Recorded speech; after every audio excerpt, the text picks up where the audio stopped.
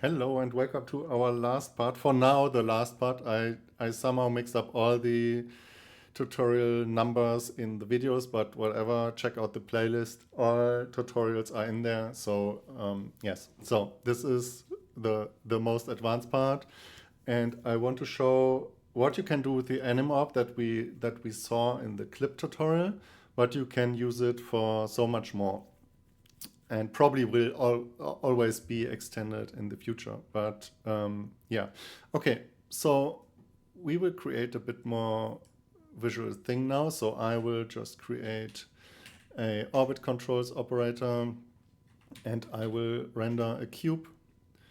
And I want to render this cube with the PBR material.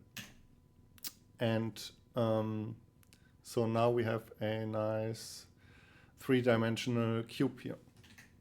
And so we want to animate this cube now with the anim op. So I will create an anim op. I will create a transform operator. And now, how do we use the anim? So we saw how we use the anim operator to create clips and then use those clips in the transform, for example. That would be easy now. But you can use this anim op differently too. So you can have a anim get value operator. And this operator, so first of all, let's have a look at our animation here and create some keys. Let's have a look in here, make them smooth.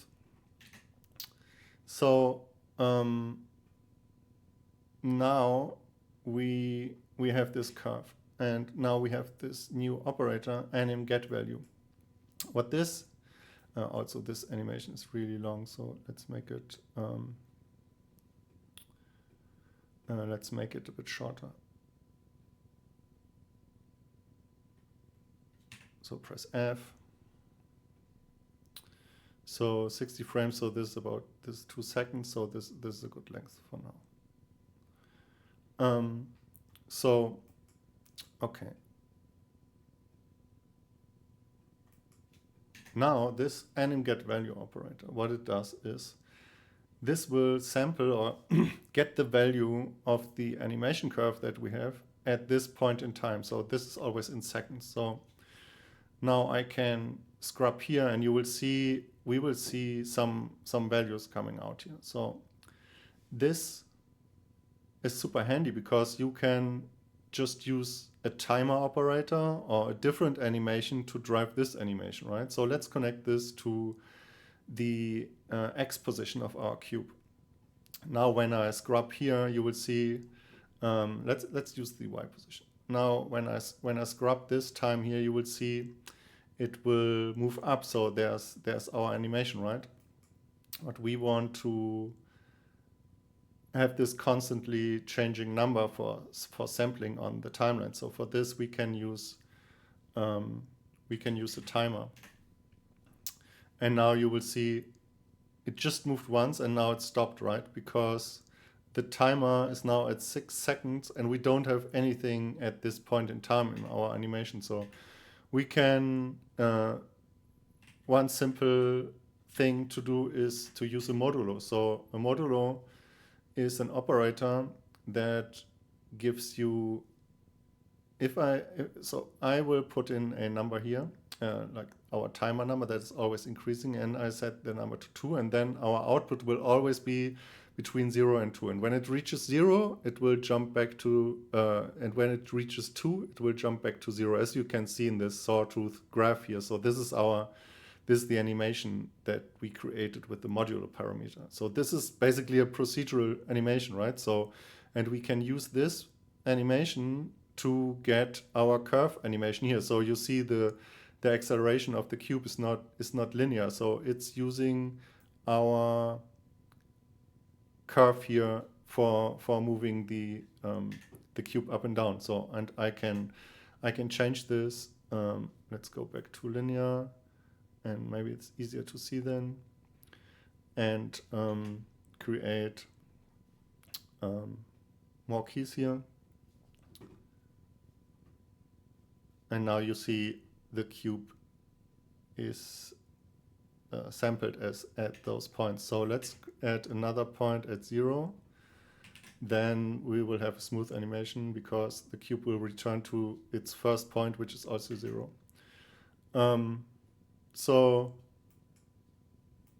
Okay, this seems really complicated for what it's doing because we had this before, right? But now I can do some tricks. So I can reuse this multiple times, for example, with the repeat operator. So when I add the repeat operator and now we have 6 cubes here, right? And now they are all animated the same as it was before. Let's make the cube a little bit smaller so we see the different cubes. We have 5 cubes. So now they are sampled at the same time, but now I can use this index. So for the first cube it's 0, for the second it's 1, and so on. I can use this index of this cube and add it to the timer. So let's add it here. And now you see, like, we have something new, some new animation. So I can adjust this. This is basically the offset that we sampled the animation with. So right, so this is full number. So for the second one, it's 1 second offset, and for the third one, it's 2 seconds offset. This is why the first and the third are now in sync, because our animation is 2 seconds long, and the second cube, so index 1, is delayed by 1 second, so half of our animation length, and the third one is 2 seconds. So it's the same as the first one because it's exactly 2 seconds long. You just have to play with this, with those values, and then you get a feeling for it, how it works, how it relates, and you can play with it.